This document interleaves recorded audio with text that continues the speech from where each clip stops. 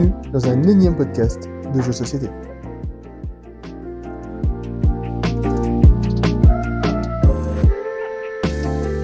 Bienvenue dans un énième podcast de jeux de société. Dans cet entre-deux de deux épisodes, j'aimerais vous parler de metagame. Qu'est-ce que le metagame ? De quoi il veut nous parler encore celui-là ? Le metagame, si on cite Wikipédia, une source totalement suffisante, on peut le traduire déjà par métajeu, ou hypergame, ou le jeu dans le jeu. C'est une approche stratégique, ou une compréhension du jeu qui transcende les règles ou les mécanismes prescrits par les concepteurs.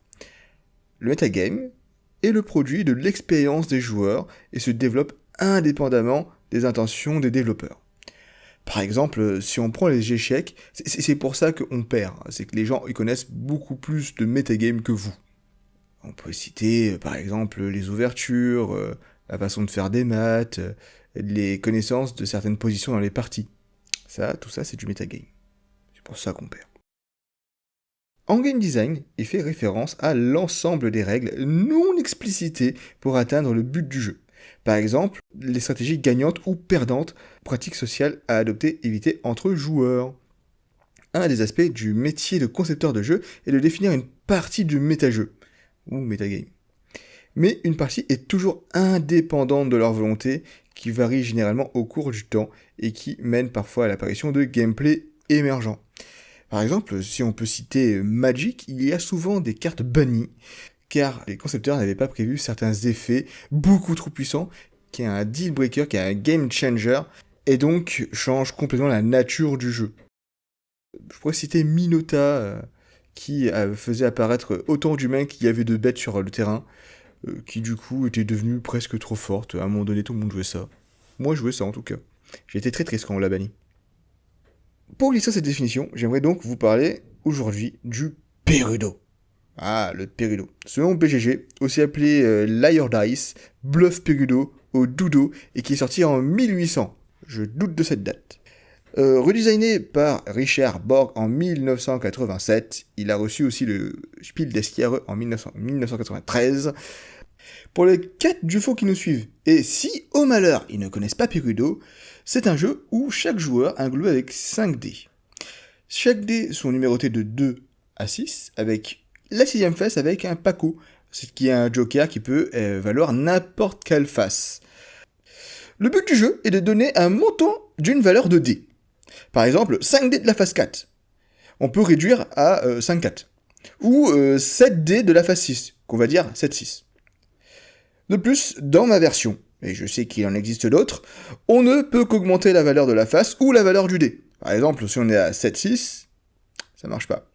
Par exemple, si on est à 5-4, on peut dire 6-4, ou on peut dire 5-5, ou 5-6. Mais on va pas pouvoir dire je suis à 5-4, j'augmente la valeur de la face, du coup je peux réduire le nombre de dés, du coup t'es à 5-4, et je vais dire 3-6. Non, ça marche pas. Pas dans ma version, pas dans mon Perudo, non. Le tout est de ne jamais dépasser la réalité de la table. Si on additionne tous les dés, les siens plus ceux des adversaires, est-ce que ce qui a été annoncé est au moins vrai ? C'est-à-dire, est-ce qu'il y a au moins les dés qui ont été annoncés ? S'il y en a plus, c'est bien. S'il y en a moins, ça veut dire qu'on a menti. Et le mensonge, c'est mal. Et ça veut aussi dire qu'on perd un dé. Et du coup, si on a plus de dés, on a perdu. Voilà. Tous les dés comptent, mais nous n'avons la connaissance que de nos 5 dés. À nous. À chaque tour, chaque joueur a le droit d'augmenter la mise, ou de dire doudou. Doudou pour dire la personne qui est à côté, qui était juste avant moi, a menti. Et là, on révèle tous les dés, et s'il a effectivement menti, il perd un dé. Voilà. Ça, c'est pour... On n'a pas dit toutes les règles du jeu, il y en a d'autres, mais ça va suffire pour répondre à la question suivante. Qu'est-ce qu'il faut annoncer ? On joue à Perudo, que dire ? Parce que il va y avoir 3 types d'annonces. Les annonces qui sont toujours vraies, a priori. Les annonces plausibles et les annonces impossibles. Dans les annonces plausibles, on pourra dire qu'il y a des annonces probables et improbables. Les annonces vraies sont celles que tout le monde soit savent au vu de leur dé, soit imagine très facilement comme vraies. Par exemple, si on joue à 6 au début de la partie, donc 30 dés en tout, et si quelqu'un dit 1-5 ou 2-3, c'est sans doute vrai. Personne ne mettra en doute cette annonce, et de plus, il y a de grandes chances que le jeu revienne vers vous, avec une annonce bien plus dure à déterminer. Maintenant, comment savoir qu'une annonce est forcément vraie ? On peut dire déjà que ce sont des annonces qui ne sont pas impossibles. Les annonces impossibles sont les annonces qui ne peuvent être vraies. Annoncer 31-6 ou 31 de n'importe quoi, par exemple, ça ne peut pas être possible. Parce qu'il n'y a que 30 dés en jeu. Annoncer 31, c'est n'importe quoi. Mais il y a d'autres annonces impossibles. Elles sont très faciles à comprendre dans le cas où il ne reste que 2 joueurs. Vous avez chacun un dé. Vous annoncez 2-2. L'adversaire sait que c'est vrai ou pas, car l'annonce dépend directement de ce qu'il a lui. Il a la réponse à la question. Est-ce qu'il y a au moins 2 dés ? Même s'il ne connaît pas votre dé, il peut savoir que lui n'a pas de 2. Maintenant qu'on a compris les annonces impossibles, et c'est là que ça va devenir compliqué, qu'est-ce qu'on peut avoir comme annonce plausible ? Vous avez 2 dés. Votre adversaire n'en a qu'un. Et vous faites la même annonce. 2-2. Là, on va devoir faire intervenir la théorie des probabilités. La probabilité d'avoir 2 dés de la phase 2, sachant que la probabilité qu'un dé tombe soit sur la phase 2, soit sur un Paco, qui est un joker, on le rappelle, est de 1/3. Alors, la probabilité d'avoir 2 dés de la phase 2 suit la loi binomiale. C'est une loi de probabilité qui permet de calculer, selon un certain nombre de dés, ou de quoi que ce soit d'ailleurs, qui a une probabilité d'être vrai ou fausse, le nombre de fois où ça peut se produire. Donc, la probabilité d'avoir 2 dés qui sont de la phase 2 ou équivalentes, c'est la combinaison de 2 parmi 3 fois la probabilité qui est donc 1/3 puissance 2 moins 2/3. Et ça se calcule, ça vaut 2/9. C'est-à-dire que si on connaît aucun des dés, avec 3 dés, on a une probabilité de 2/9 d'avoir 2 dés de la phase 2. C'est peu. Mais ça, c'est au cas où on ne connaît aucun dé. Et on en connaît au moins 2. Si on a 0 dé de la valeur 2, alors on peut faire le calcul, mais on va très vite voir que c'est impossible. Si on a 1 dé de la phase 2, cela revient à calculer la loi binomiale pour savoir si 1 dé est de la valeur d'au moins la phase que je veux, soit 1/3. On peut faire le calcul, mais ça va revenir à 1/3. Si j'ai 2 dés de la valeur 2, alors qu'importe ce qu'est l'adversaire, l'annonce est vérifiée. Maintenant, si on se place du point de vue de l'adversaire, si son dé n'est pas de la phase 2 ou équivalent, alors la loi binomiale donne la probabilité de la combinaison de 2 dés de la phase 2, c'est-à-dire mes dés à moi, fois 1/3 puissance 2, fois 2/3 puissance 0. Cette probabilité-là, elle vaut 1/9. C'est très peu. Il y a donc 1 sur 9% de chance que mon annonce soit bonne. C'est lui n'a pas de dés, avec la connaissance qu'il a. Si par contre il a un 2, du coup, la possibilité que moi j'ai au moins un dé de la phase 2, c'est la combinaison de 1 sur 2 fois 1/3 fois 2/3, ce qui est égal à 4/9. Et là, on voit donc qu'avec des informations différentes, on a des probabilités différentes. Et on a donc un risque différent à prendre. On peut déjà sortir la règle de metagame suivante, qui est très simple.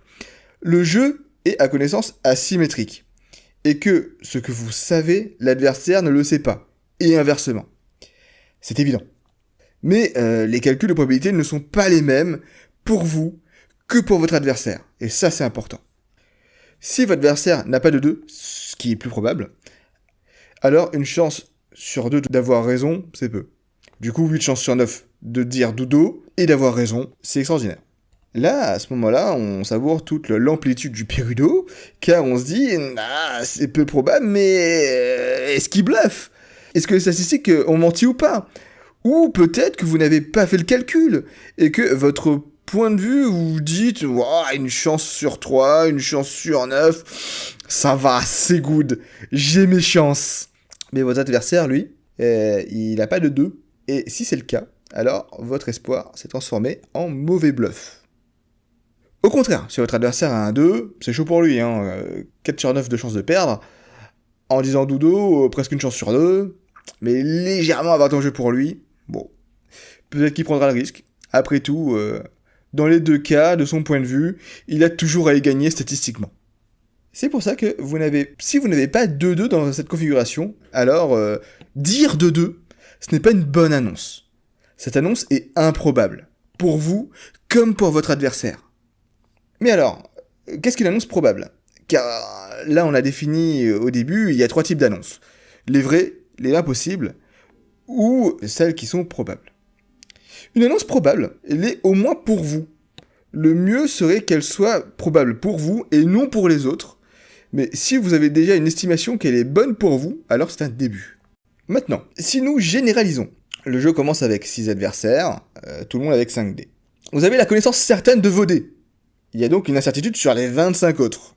Pour toutes les façons, à part pour les pacos, chaque dé a une probabilité de 1/3 d'être représenté, car, on le rappelle, chaque face compte pour elle-même, et les pacos comptent pour toutes les faces.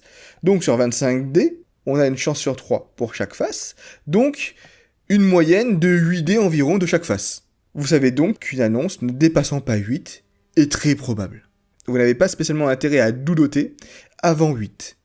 Bien sûr, vous pouvez prendre vos dés en compte, si vous avez des dés de la face qui est demandée. À partir de là, Perulo, ça reste un jeu de bluff. Bien sûr que les gens vont mentir, dire des choses qui sont moins probables, voire à votre sens impossibles.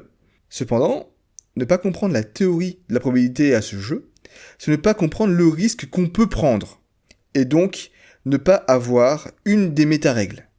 Et la conclusion de cela, c'est que une bonne annonce, c'est toujours une annonce qui est la dernière qui va dépasser le cap plausible.